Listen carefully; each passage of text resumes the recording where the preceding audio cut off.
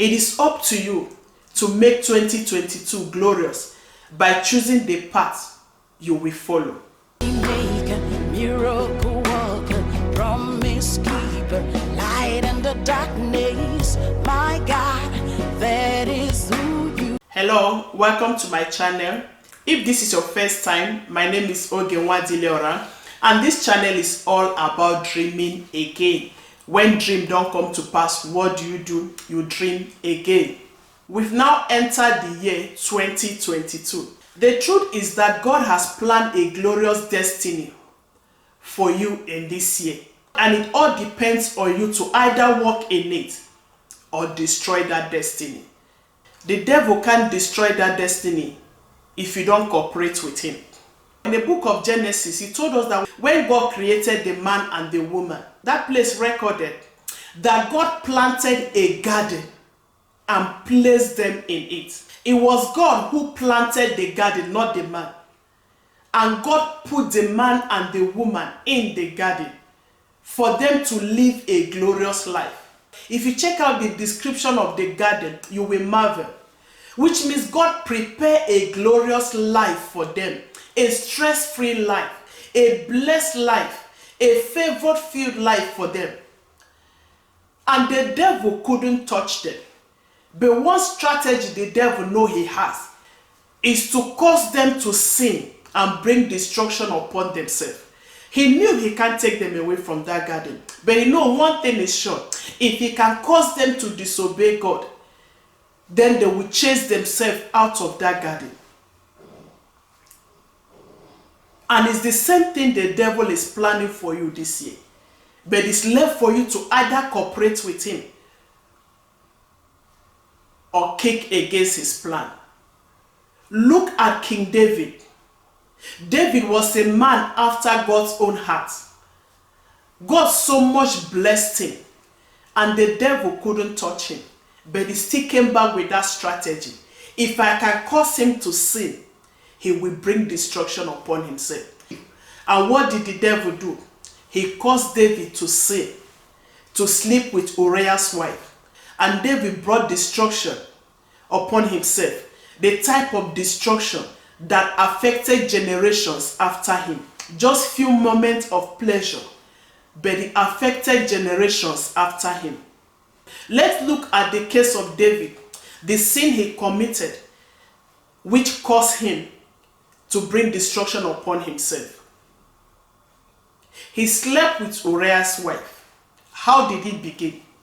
In that place, Bible recorded that it was time that kings went to war. But David has sent his men. Yes, many people preach David would have gone to war if he was busy at war. He wouldn't have fallen into that temptation. Because then you may say that because I'm not busy, you can't be busy 24/7. There must be a time of rest. And the devil can use that time. And you will say because the devil is looking for your time of rest, you won't rest. No, you have to rest. But be spiritually alert, whether you are resting or busy. Also, in that situation of that sin David committed, David was in his house. He didn't go out that day looking for a woman bathing. He was in his house, walking around in the roof of his house. And unfortunately, he saw what he's not supposed to see. Which means you don't need to go out to look for the devil. He will bring temptation right where you are. In that your office, in your church, in that bus, in that daily activity you carry, devil will bring temptation to you right there. So you don't need to go out, even if you lock yourself inside and say you will not socialize, you will not mingle with people. Wherever you are, the devil will bring that temptation to you. Another thing concerning that sin David committed is that there was a red light warning David not to go further. David asked, who is this pretty woman? They told him, this is Uriah's wife. Which means it does not belong to you. Don't touch it. This is another man's wife. This is another man's property.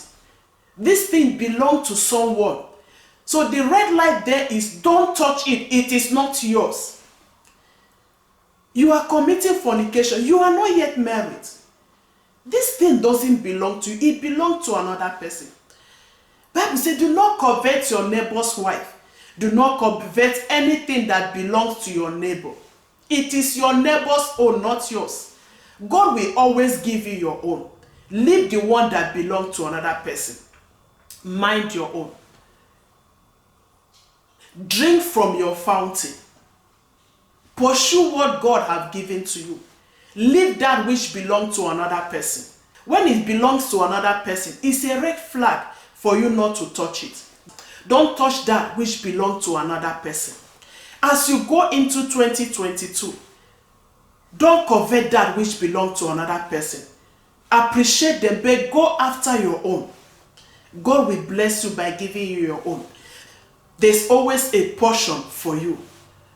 Leave that which belongs to another person. There is a garden God has prepared for you in this 2022. Just like he did for Adam and Eve. Read Genesis chapter 2 and see what God placed in that garden. That garden was glorious.